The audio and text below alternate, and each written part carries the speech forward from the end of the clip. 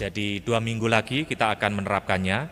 Maka mulai minggu ini dan minggu depan akan diadakan sosialisasi mengenai perubahan tersebut. Perubahan yang perlu diketahui oleh umat adalah sebagai berikut. Mengenai intensi misa, biasanya intensi misa dibacakan sebelum doa pembukaan, tapi pada tata perayaan Ekaristi yang baru, intensi misa akan dibacakan sebelum Romo membuat tanda salib di awal perayaan Ekaristi. Jadi dibacakan di depan. Saat mendoakan saya mengaku dan Tuhan kasihanilah, umat biasanya berlutut pada saat saya mengaku dan Tuhan kasihanilah kami, umat biasanya berlutut. Maka tata perayaan Ekaristi yang baru akan berubah umat berdiri, tidak lagi berlutut. Jadi umat berdiri mulai awal misa sampai sebelum mendengarkan bacaan kitab suci. Saat hendak dibacakan Injil, Romo biasanya mengatakan inilah Injil suci menurut siapa? Markus, Lukas, Yohanes. Dan saat itu biasanya umat menjawab dimuliakanlah Tuhan sambil membuat tanda salib di dahi, mulut, dan dada. Pada tata perayaan Ekaristi yang baru, umat hanya mengatakan dimuliakanlah Tuhan. Tidak perlu membuat tanda salib di dahi, mulut, dan dada. Karena gerakan ini hanya dilakukan sebenarnya oleh Romo. Jadi setelah Romo membaca, pada saat membaca, lalu mengatakan, mendoakan itu dahi, mulut, dan dada membuat tanda salib. Tapi sebenarnya umat tidak perlu membuat. Mungkin karena kebiasaan waktu dulu, lalu berjalan seperti sekarang ini. Maka pada tata perayaan Ekaristi yang baru akan dimulai gerakan-gerakan yang benar. Selesai membaca Injil, Romo atau diakon biasanya mengatakan demikianlah Injil Tuhan. Pada tata perayaan yang baru, Romo mengatakan demikianlah sabda Tuhan, bukan demikianlah Injil Tuhan. Itu ada bedanya. Karena semua bacaan pertama dan kedua juga mengatakan demikianlah sabda Tuhan.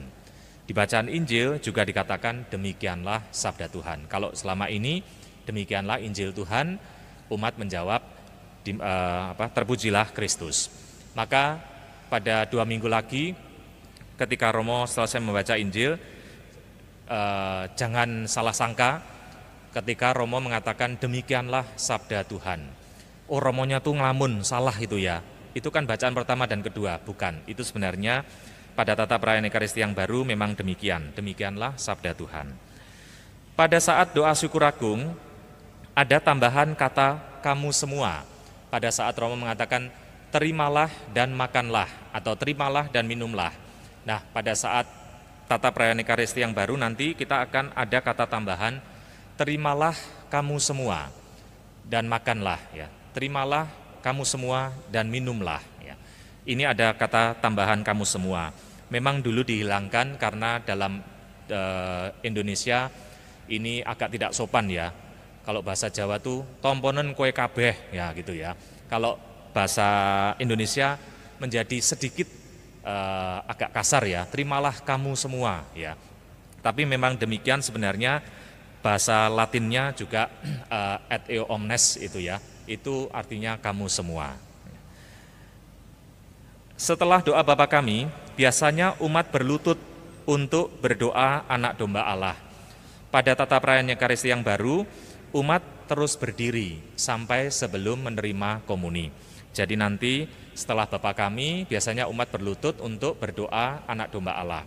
Tapi nanti tata perayaan Ekaristi yang baru, umat tetap berdiri ketika mendoakan anak domba Allah. Setelah Romo menyambut komuni, maka umat duduk atau berlutut berdoa.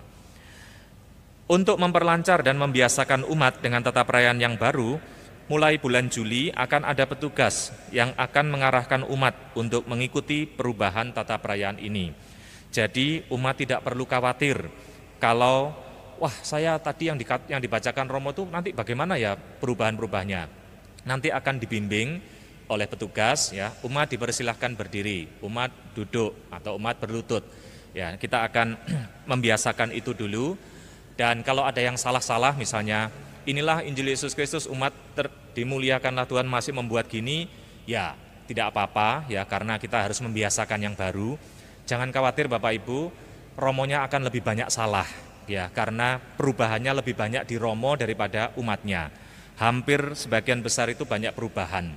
Jadi saya sendiri juga harus berlatih untuk menyanyi, yang sebenarnya saya juga tidak bisa baca not ya, harus berusaha susah payah, tapi ini demi perayaan-perayaan yang seharusnya.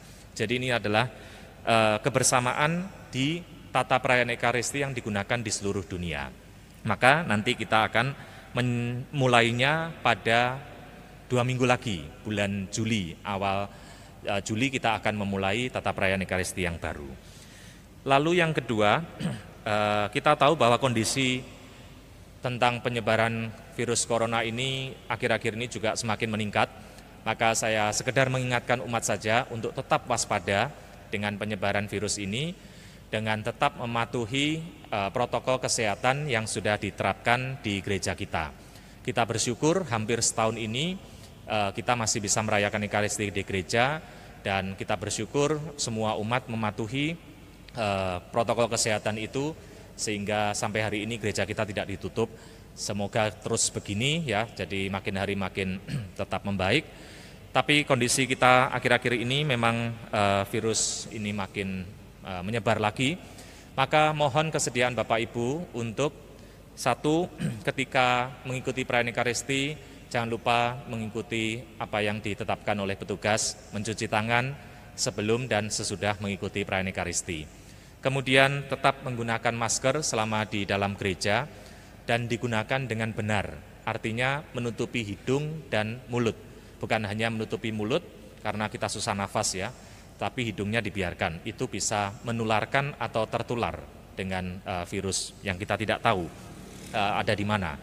Demikian juga ketika pulang setelah mengikuti perayaan Ekaristi, mohon kesediaannya untuk keluar lewat pintu terdekat dan tidak perlu berdesak-desakan atau berebut, karena kita setelah merayakan Ekaristi juga harus keluar dari gereja ini tetap menjaga jarak atau social distancing kita tetap kita usahakan supaya kita saling melindungi di antara kita sendiri dan tetap bisa sehat untuk merayakan Ekaristi di sini. Terima kasih atas perhatiannya. Mari sekarang kita akhiri perayaan Ekaristi ini dengan mohon berkat Tuhan.